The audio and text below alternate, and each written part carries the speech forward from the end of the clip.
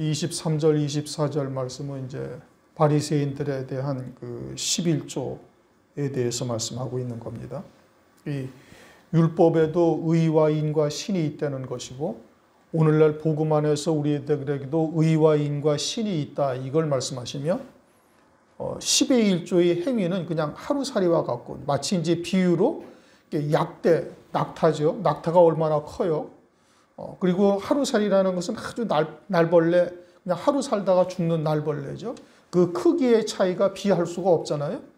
그런데 주님께서는 이 비유로 말씀하시면서 10의 1조의 행위는 그냥 하루살이 정도인 것이고 그보다 더 중요한 것은 의와 인과 신인데 그것은 마치 약대와 같다. 그런데 너희들은 그 약대는 다 삼켜버리고 그냥 하루살이 같은 거 그거 해놓고는 아주 떳떳하다라고 하나님 앞에 지금 외식하고 있다. 이걸 말씀하고 있는 겁니다.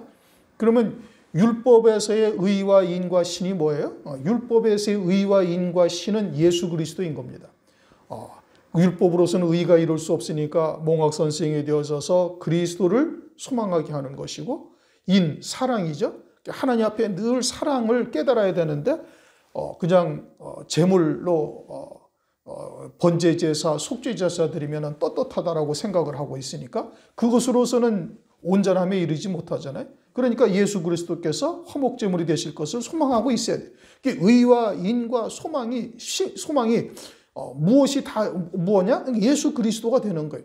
그러면 이제 예수 안에서 오늘날 우리는 예수 안에서 그럼 예수를 믿고 있으니까 의와 인과 신은 버려도 되는 것이냐? 아니면 다 있는 것이냐? 아니요, 이제 복음 안에서의 의와 인과 신이 또 달라지는 거예요.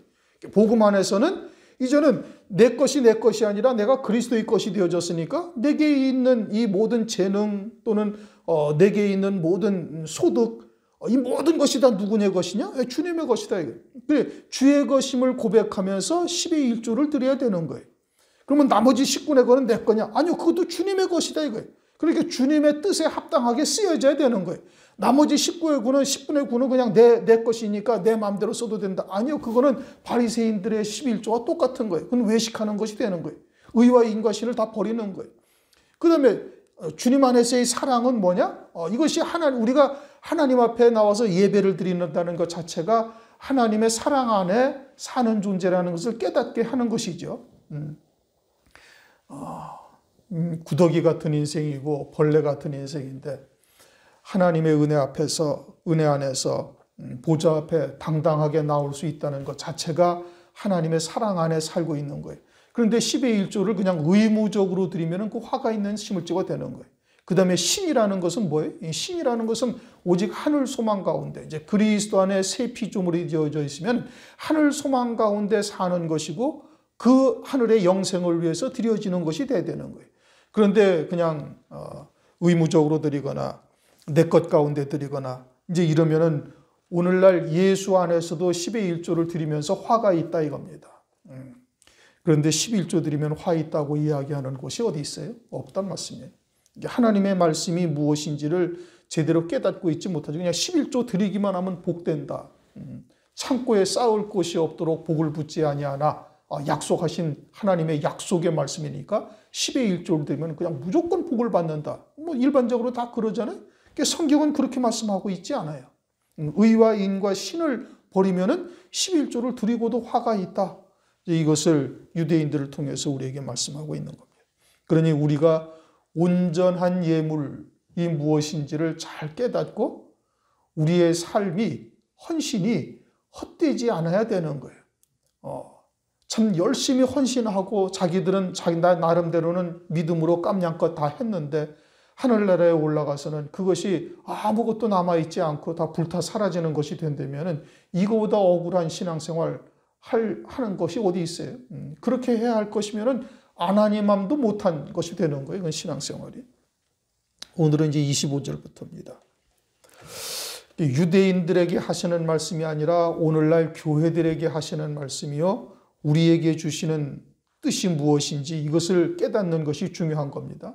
이게 당시의 유대인들, 예수님을 십자가에 못 박아 죽인 바리새인들, 서기관들 또는 사두개인들 그들에게 하신 말씀이니까 우리는 상관이 없고 우리는 진리 안에 예수 안에서 살아가고 있으니까 전혀 문제가 되지 않는다. 그것이 아니에요.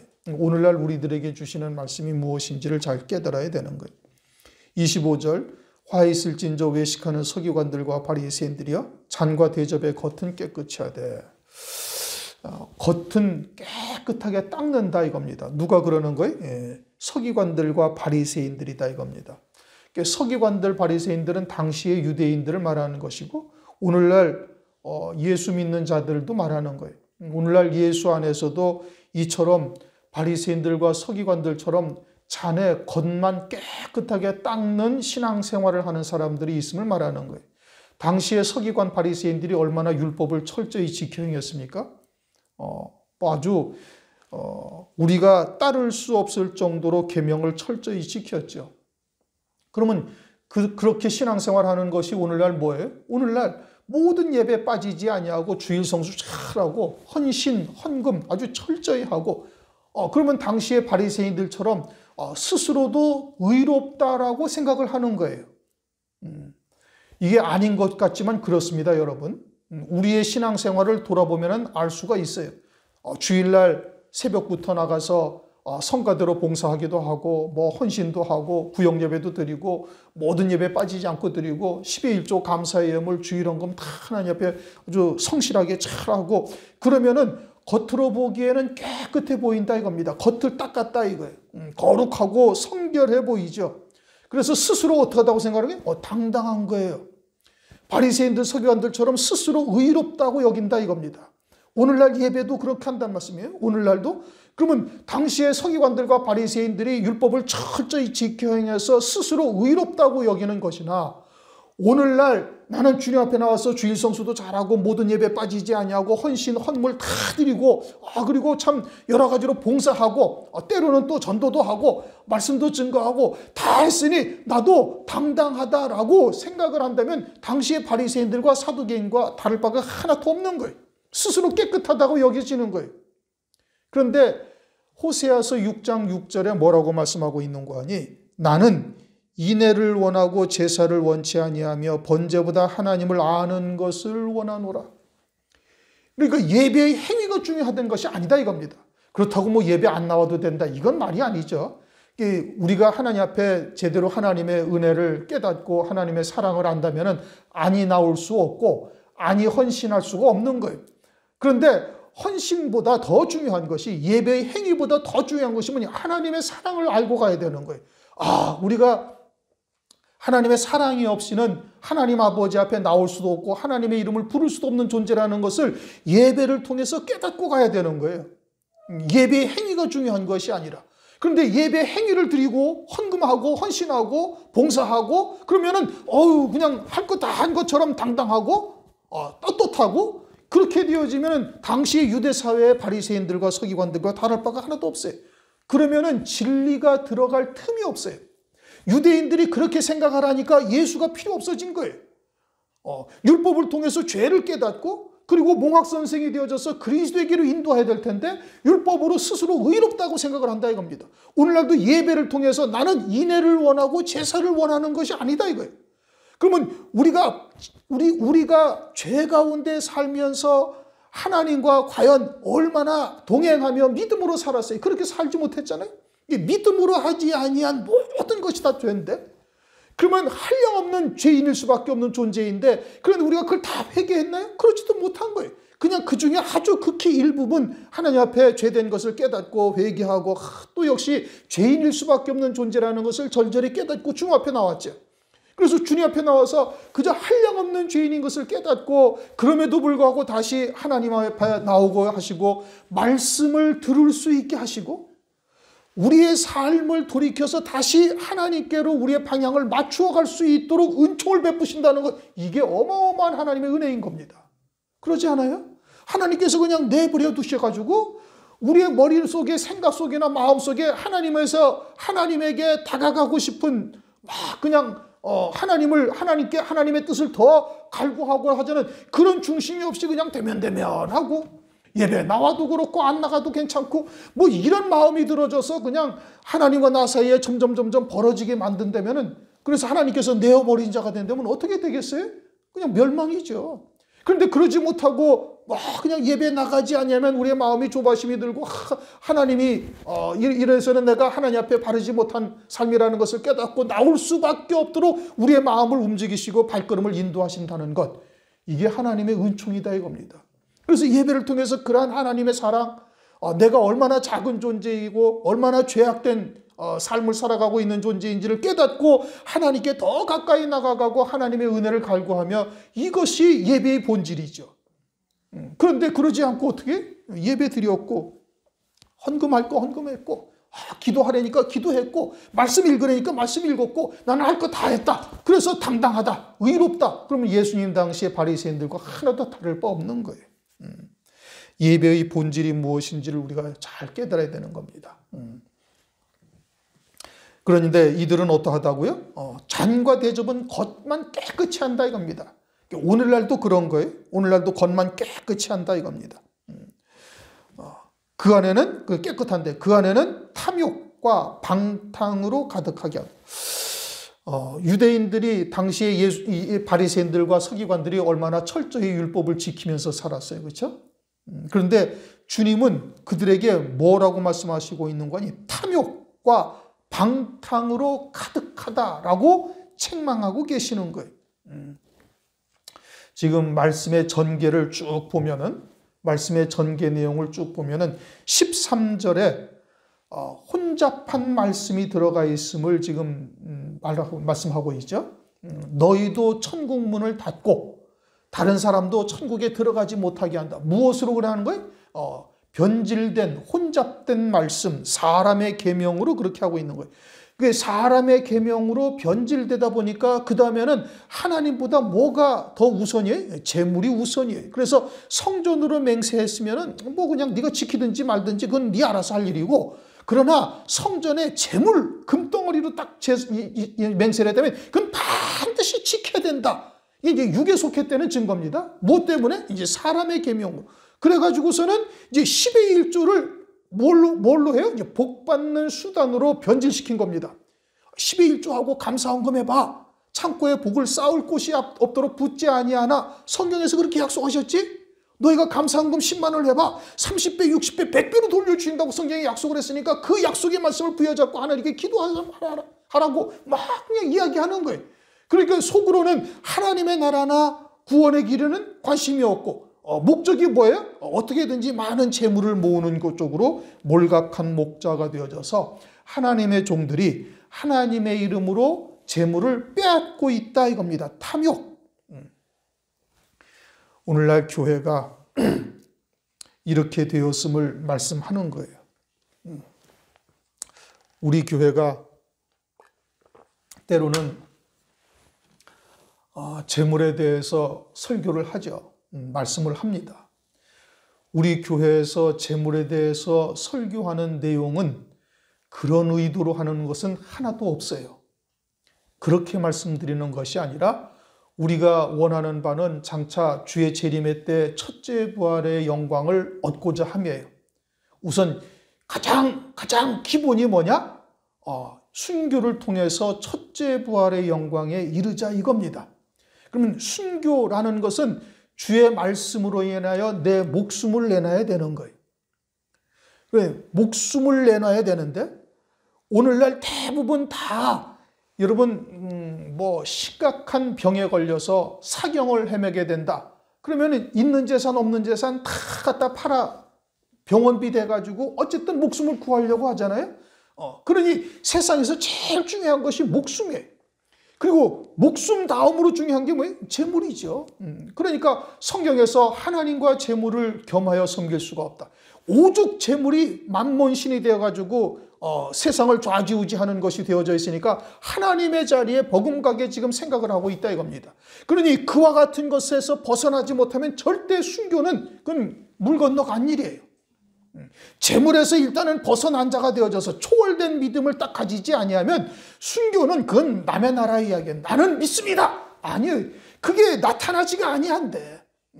지금 현재 은혜 시대에 내가 물질에서 벗어난 존재라는 것을 하나님의 말씀을 통해서 나는 그 믿음이 있다라는 것이 내 앞에 나타나줘야 되는 거예요. 신앙생활을 통해서 그게 나타나지 아니하는데 나는 믿음을 물질에서 떠나 있습니다. 그게 어떻게 입증이 되냐고요. 야고보서에 뭐라고 그래? 나는 행함으로 내 믿음을 보일 텐데 너는 무엇으로 네 믿음을 보이겠느냐? 믿음으로 산다는 것은 그것이 나의 삶 가운데 자연히 나타나게 되어져 있는 거예요. 근데 그냥 물질 때문에 아둥바둥하고 앉아있으면 그거는 이제 순교는 힘든 얘기죠.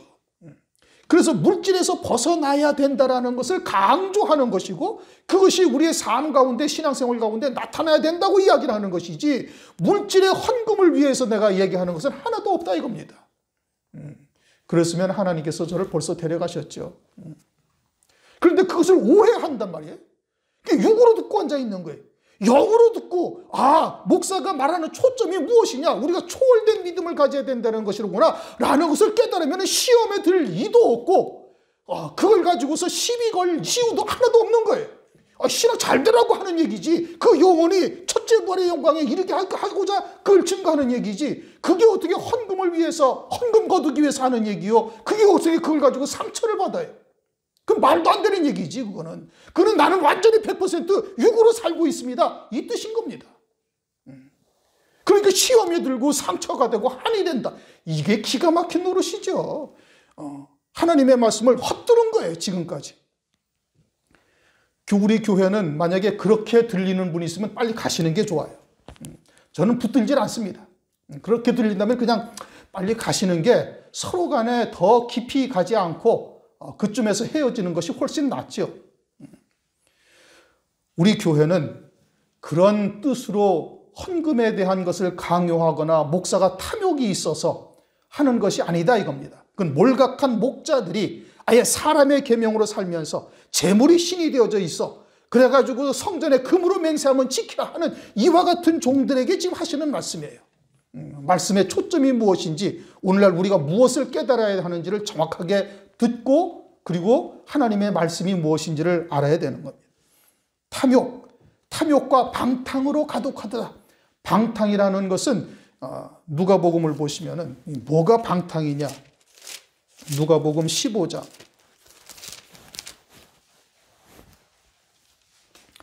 누가복음 15장 13절. 그 후 며칠이 못되어 둘째 아들이 재물을 다 모아가지고 먼 나라에 가 거기서 허랑방탕하여 그 재산을 허비하더니. 이제 여기 누가복음 15장을 보면 두 아들에 대한 비유가 나오죠. 큰 아들, 작은 아들. 그런데 둘째 아들이 아버지한테 분깃을 다 달래가지고 멀리 떠나가지고 거기서 허랑방탕하며 다 재산을 허비했다. 그럼 여기서 아버지는 누구를 나타내는 거예요? 하나님 아버지. 그리고 아들은 우리를 말하는 거예요. 세상에 보냄받은 우리들. 그래서 아버지께서 재산을 나눠주신 것, 오늘날 우리에게 달란트를 주신 거예요. 그것은 무엇을 위해서 주셨어요? 하늘나라의 영생의 열매를 맺으라고 주신 거예요. 그런데 하늘나라의 영생의 열매를 맺으라고 주신 것을 가지고 어떻게 허랑방탕하게, 즉 육신의 일락을 위해서, 세상의 것을 위해서 다 사용했다 이겁니다. 이게 방탕이에요. 이게 방탕이에요. 그러니까 탐욕으로 시작한 자는 반드시 방탕으로 딱 끝납니다. 부끄러운 얘기지만 우리나라의 교회에 여러 목사님들이, 아니 그러는 분들도 많죠. 교회가 커지고 재정이 넉넉해지고 그러면은 엉뚱한 대로 흐르는 분들이 상당히 있어가지고 신문 지상에까지 드러나고 뭐 뉴스거리가 되는 일들이 비일비재하게 있어요. 그게 다 탐욕으로 시작되기 때문에 그런 겁니다. 사람의 계명으로 시작해서 재물이 신이 되고 그리고서는 탐욕과 방탕으로 딱 넘어가게 되는 거예요. 문제가 심각하지요. 그러니까 얼마 전에 어떤 목사님하고 같이 회의를 하고 이야기를 하면서 차를 타고 오다가 그분이 저한테 하는 소리가, 목사님, 나는 우리 교회가 큰 교회가 되지 않은 것이 오히려 하나님 앞에 감사합니다. 그러더라고요. 왜냐? 큰 교회가 되어져서 재정이 너무 넉넉해지고 막 그러면은 자기도 어떻게 됐을지 모른다 이거예요. 자기도 많이 봤다는 거예요. 그런 주의 종들을. 그러니까 차라리 그렇게 크게 부흥되지 아니하고 그냥 그럭저럭 지낼 수 있게 해주신 것, 이것만 가지고도 나는 참 감사합니다. 그렇게 얘기를 하더라고요. 잘 깨달은 거죠. 26절 소경된 바리새인아, 바리새인들 소경이다 이겁니다. 어디가 안 보이는 거예요? 하나님의 나라가 안 보이는 거예요? 하나님께서 이루시는 구원의 세계가 보이지 아니한다 이겁니다. 그러니까 세상 영광을 쫓고 있는 것이죠. 너희는 먼저 안을 깨끗이 하라. 그리하면 겉도 깨끗하리라. 어디를 깨끗이 하라고요? 안을 깨끗이 하라. 지금 겉만 지금 닦고 있다 이겁니다. 잔에 여러분 요 잔이 여기가 겉이죠, 그렇죠? 여기는 아니에요, 겉이에요? 여기도 겉이죠. 표면이라는 말씀이에요. 그러니까 잔의 겉은 깨끗이 한다는 말이 안팎을 다 닦아가지고 꺾어내. 그럼 속은 어디에? 이걸 깨뜨리면 그게 속이 나온다 이겁니다. 그게 속이에요. 그러면 사람은 이 지금 바리새인에 대해서 얘기하는 거죠. 오늘날 우리들에게 대해서 얘기하는 거예요. 그럼 겉은 깨끗이 한다는 게 뭐예요? 행위적으로 하나님을 섬기는 행위에 하자가 없는 거예요. 오늘날 우리들을 말씀하는 것이죠. 당시의 유대인들은 아주 율법을 철저히 지키며 제사의 법도와 모든 예물을 하나님께 드리면서 외형적으로는 신앙생활을 잘 하는 것처럼 보이는 거예요.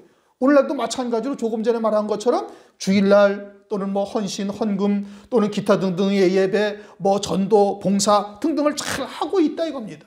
이것이 다 뭘 하는 거예요? 겉은 깨끗이 하고 있다 이겁니다. 겉은 깨끗이 하는 거예요. 그런데 뭘 깨끗이 하라는 거예요? 안을 깨끗이 하라. 너희는 먼저 안을 깨끗이 하라. 그렇게 말씀하시고. 그러니까 안은 뭘 말하는 거예요? 우리의 속사람을 의미하고 있는 겁니다. 겉은 깨끗이 한다는 것은 우리의 육신의 인격, 어떤 행위적인 것, 외면적으로 나타나는 것, 이런 것을 깨끗이 한다는 얘기고, 속을 깨끗이 하라는 얘기는 우리의 속사람을 깨끗이 하라는 거예요. 그러면 우리의 속사람을 어떻게 깨끗이 하냔 말이에요. 어떻게 해야 깨끗하게 되는가? 우선 겉을 깨끗이 한다는 것은 뭔지 알죠?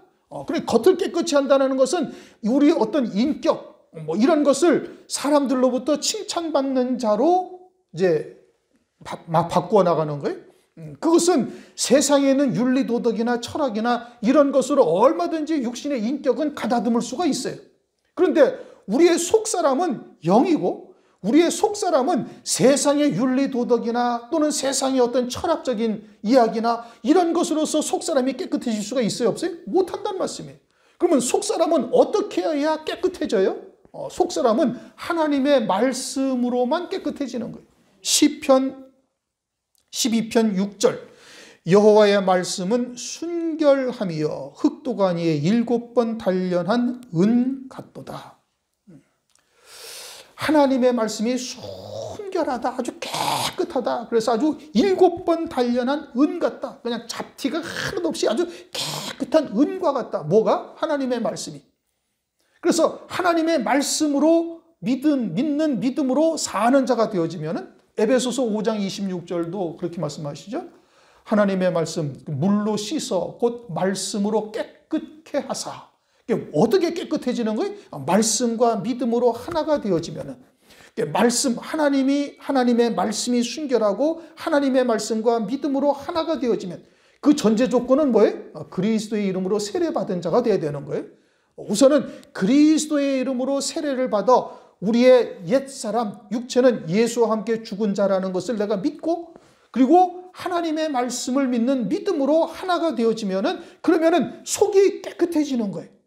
이게 속이 깨끗해지면은 하나님의 말씀을 믿는 믿음으로 깨끗해서 하나가 되어져서 깨끗해지면은 겉사람도 어떻게 돼? 자연적으로 깨끗해진다 이겁니다. 겉도 자연적으로 깨끗해져 가는 거예요. 그런데 겉만 가르친단 말이에요. 교회에서 그냥 해, 순종해, 순종한 게 그냥 믿음이야.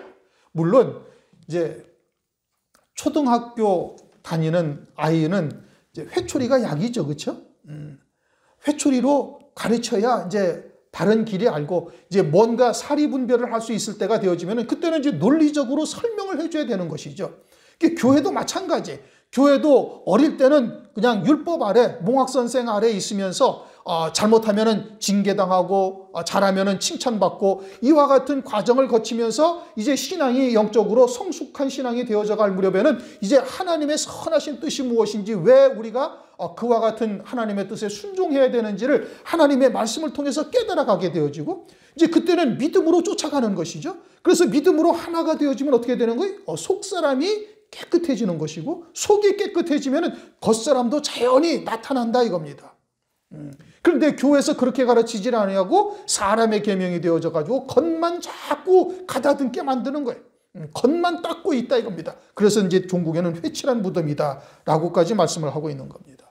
그러니 우리가 속을 깨끗하게 하기 위해서는 어떻게 해야 된다? 우선 세례받은 자가 되어야 되는 거, 그걸 믿어야 되는 것이고, 그리고 하나님의 말씀을 믿는 믿음으로 화합해야 되는 겁니다. 히브리서 4장 2절, 하나님의 말씀이 저희에게 유익되지 못한 것은 믿음으로 화합치 아니함이라. 믿음으로 하나 되지 아니하면 듣는 지식으로 가지고 있으면 우리의 영과는 상관이 없는 것이 되는 거예요. 물론 처음에는 하나님의 말씀을 지식으로 받아야 돼요. 듣고 깨달아서 하나님의 뜻이 그러하다라는 것은 이제 지식으로 받고, 그리고서는 믿음으로 부단히 하나가 되어져야 되는 거예요. 이제 그 믿음으로 하나가 되어지는 과정이 이제 광야길과 같은 길을 걷게 하는 것이죠. 그렇게 말씀으로 하나가 되어지는 것이 깨끗하다, 그걸 말씀하고 있는 겁니다. 27절, 화 있을진저 뭐가 먼저 깨끗해져야 된다? 속 사람이 깨끗해져야 된다. 그건 무엇으로 깨끗해진다? 하나님의 말씀으로. 세례받은 자가 되어지고 하나님의 말씀으로 깨끗해지는데, 우리가 믿음으로 하나가 되어져야 되는 것이고, 그것이 성숙한 신앙으로 자라가는 과정을 통해서 이제 온전함에 이르게 되는데, 그 과정이 뭐예요? 이제 광야교회와 같은 과정을 거쳐야 된다, 그걸 말씀하고 있는 겁니다. 그래서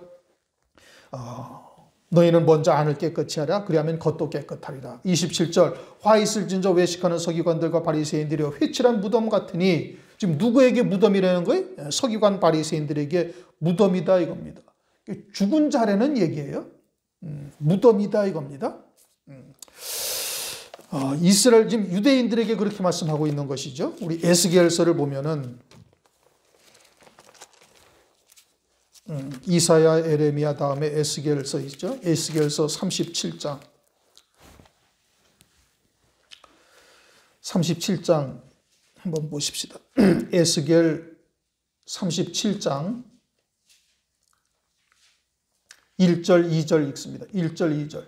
여호와께서 권능으로 내게 임하시고 그 신으로 나를 데리고 가서 골짜기 가운데 두셨는데 거기 뼈가 가득하더라. 나를 그 뼈 사방으로 지나게 하시기로 본즉 그 골짜기 지면에 뼈가 심이 많고 아주 말랐더라. 11절.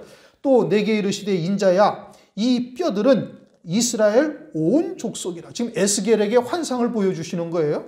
에스겔을 데리고 가서 하나님께서 보여주시는데 골짜기에 뼈가 가득한 거예요. 그것을 쫙 보여주면서 이제 그 뒤에 쭉 내용은 이제 나중에 집에 가서 읽어보시고, 그 뼈가 누구라는 거예요? 이스라엘 족속이다 이겁니다. 살아있는 이스라엘 족속이 하나님이 보시기에는 죽은 뼈, 마른 뼈가 돼가지고 골짜기에 다 그냥 이리 뒹굴 저리 뒹굴 하는 이와 같은 모습으로 보이고 있는 거예요. 11절. 또 내게 이르시되 인자야, 이 뼈들은 이스라엘 족속이라. 그들이 이르기를 우리의 뼈들이 말랐고 우리의 소망이 없어졌으니 우리는 다 멸절되었다 하느니라. 이제 장차 바벨론에 멸절될 것을 이제 하나님께서 에스겔에게 먼저 보여주시는 겁니다. 그러므로 너는 대언하여 그들에게 이르기를 주 여호와의 말씀에 내 백성아, 내가 너희 무덤을 열고. 그게 어디에 있다는 거예요? 그들이 무덤 속에 있는 자들이다 이겁니다. 죽은 자들이 되어져 있고 뼈다구만 남아있다. 너희로 거기서 나오게 하고 이스라엘 땅으로 들어가게 하리라. 누가 그러하시는 거예요? 하나님이 그러하시다 이겁니다. 하나님이. 그리고서는 요 말씀대로 지금 주님께서 이스라엘 백성들에게 뭐라고? 회칠한 무덤이다 이겁니다. 그럼 회칠한 무덤인 유대인들을 갖다가 나오게 하시는 분이 누구라는 거예요? 하나님이시고 곧 주님이시라는 얘기예요. 그런데 유대인들은 지금 자기들이 회칠한 무덤이요 죽은 뼈들이 가득한 상태라는 것을 알아요? 몰라요? 모르고 있는 거예요. 자기들은 산자라고 생각을 하고 있다 이겁니다. 13절. 내 백성들아, 내가 너희 무덤을 열고 너희로 거기서 나오게 한즉 너희가 나를 여호와인 줄 알리라. 이제 에스겔서 37장을 통해서 그렇게 말씀하시는데, 지금 문제는 뭐예요? 이 말씀을 지금 이러한 내용들을 통해서 뼈라는 것이 회칠한 무덤이라는 것이 유대인들을 말하는 것이다. 서기관 바리새인들을 말하는 것이다 라는 것을 말하고 있고, 오늘날 교회들도 그러하다 이겁니다. 누가 그러하다는 거예요? 이제 13절부터 여기에 해당되어지는 자들, 13절부터 사람의 계명으로 살고 있으며 혼잡된 말씀으로, 그리고 재물을 하나님처럼 여기는 자들로 살고 있고, 하나님께 예물을 드리되 의와 인과 신은 외면해버리고 그냥 의무적으로 내가 번 것 중에서 내 것 가운데서 드린다든지 이와 같은 행위적인 신앙으로 변질된 자들, 이게 뭐다? 이게 회칠한 무덤이다 이겁니다. 회칠한 무덤이라는 거예요. 그리고는 그들에게 주님, 누가 살린다는 거예요? 하나님만이 살리시는 거예요. 그러니까 누가 살려요? 예수님이 살리는 거예요. 그렇게 예수를 믿으면 죽은 자가 살아나고 산 자로서는 영원히 죽지 아니하라. 이제 요한복음 11장에 그렇게 말씀을 하고 있죠. 그래서 유대인들을 갖다가 지금 죽은 뼈다, 무덤이다, 지금 이렇게 말씀을 하고 있는 겁니다. 오늘날도 역시 마찬가지죠. 오늘날도 그와 같이 사람의 계명으로 살고 있으면서 의무적인 신앙생활을 하고 있다든지 또는 이처럼 외적인 신앙생활을 하고 있는 자들을 지금 말씀하고 있는 거예요. 그러면서 무덤이라고 말씀하시는데, 무덤인데 어떤 무덤이냐? 회칠한 무덤이다 이거예요. 겉은 하얗게 칠한 거예요. 그렇게 깨끗해 보이고 거룩해 보이고, 즉 하나님의 말씀을 지켜 행함으로 거룩한 듯이 살아가고 있지만 사실은 회칠한 무덤이다. 그렇게 말씀하고 있는 겁니다. 그러면서 그 안에는 뭐가 있다? 죽은 뼈, 죽은 사람의 뼈가 또는 더러운 것으로 가득하다. 그렇게 말씀하셔요. 뼈라는 것은 하나님의 진리의 말씀을 성경에서는 뼈라고 얘기합니다. 요한복음 19장 36절을 보면은 이 일이 이룬 것은 그 뼈가 하나도 꺾이지 아니하리라 한 성경을 응하게 하려 함이라. 예수님의 다리뼈가 꺾이지 않았죠. 그것은 이제 성경의 시편에 그렇게 예언된 말씀인데, 그것은 무엇을 의미하느냐? 즉 하나님의 진리, 하나님의 말씀은 반드시 꺾이지 아니하고 이루리라는 것을 예표적으로 예수님의 다리를 꺾지 못하게 하신 거예요. 그런데 예수님의 다리를 꺾지 못했다. 그래서 뼈가 꺾이지 아니했다는 것은 진리의 말씀이 훼손되지 아니한다 이 뜻이고, 그런데 여기서는 죽은 사람의 뼈라고 말씀하고 있어요.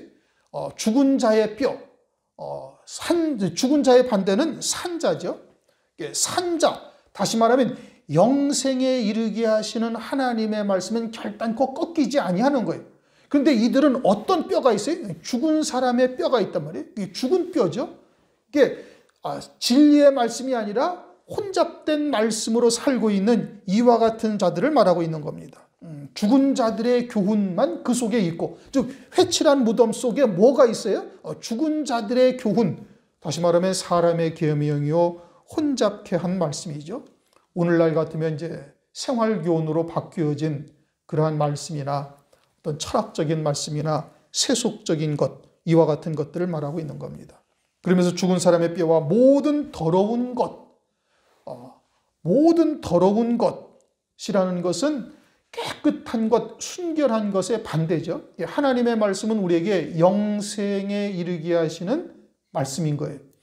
영생만이 선하고 영생이 깨끗한 건데, 여기서 말하는 더러운 것은 하늘의 영원한 복을 가리우고 세상에 복된 것으로 쫓게 하는 것, 또는 어떤 인격적인 도약 또는 썩어질 육신의 것들을 쫓게 하는 말, 이와 같은 잘못된 말들이 더러운 것이다 이겁니다.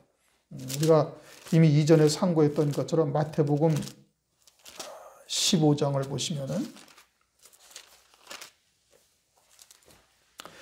마태복음 15장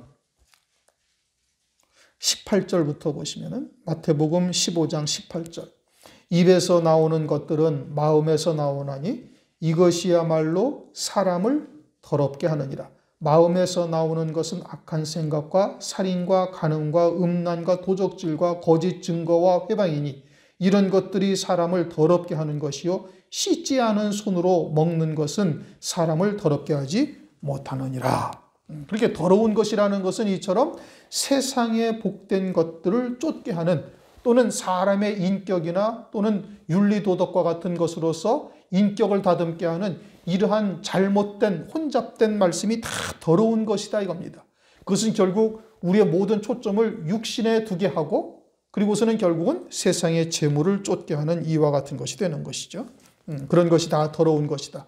그러니까 깨끗한 것, 순결한 것이라는 것은 영생에 이르게 하시는 하나님의 말씀만이 순결한 것이고, 그것이 산 자들로 하여금 생명을 더하게 하는 은혜를 우리에게 베풀어 주시는 겁니다. 28절, 이와 같이 너희도 겉으로는 사람에게 옳게 보이되 안으로는 외식과 불법이 가득하도다. 유대인들도 물론 그럴 뿐 아니라 오늘날도 이처럼 외식, 위선이다 이겁니다. 하나님의 이름을 외치고 있지만 실제로는 세상에 속한 것들에 속하여 살고 있는 것, 이게 외식이죠. 그리고 불법이라는 것은 진리가 아닌 모든 것이 다 불법인 거예요. 하나님의 온전하신 뜻은 영생인데 영생에 초점이 맞추어지지 아니한 모든 것이 다 불법에 해당되는 것이다 이겁니다. 그런데 그 불법이 어떠하다? 불법이 가득하다. 예수님 당시의 유대 사회에 불법이 가득하다라는 것은 주의 재림의 때에도 교회가 불법이 가득하다라고 말씀하고 있는 거예요. 그래서 마지막 때가 노아의 때와 같다, 롯의 때와 같다라고 말씀하고 있죠. 롯의 때와 같다, 노아의 때와 같다라는 것은 인자가 올 때 세상에서 믿음을 보겠느냐 하신 것처럼 구원받을 만한 자들이 별로 많지가 않다 이겁니다. 그 결과가 뭐예요? 불법이 가득하기 때문이다 이겁니다. 그리고 그것을 오히려 좋게 여기고 있는 거예요. 그것이 진리인 양, 대세인 양, 교회를 다 그것을 진리로 주장하고 있고, 그러니 이 마지막 때 인자가 올 때 세상에서 믿음을 보겠느냐라고 말씀하고 있는 겁니다.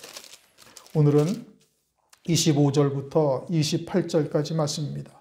불과 내용은 4절밖에 되지 않지만 이것이 당시의 유대인들에게 하시는 말씀으로만 치부해버리면 우리와는 아무 상관이 없는 말이 되는 거예요. 혹여나 우리도 이제 이와 같이 저촉되는 것이 있는지 우리 스스로를 돌아보고, 그리고 더 온전한 순례의 길을 갈 수 있도록 주님께서 우리에게 교훈으로 주시는 말씀이다 받으시고, 혹이나 이와 같은 것들이 혹시 우리 안에 있다면 철저히 끊어내시는 우리 모두가 되시길 주님의 이름으로 축원합니다.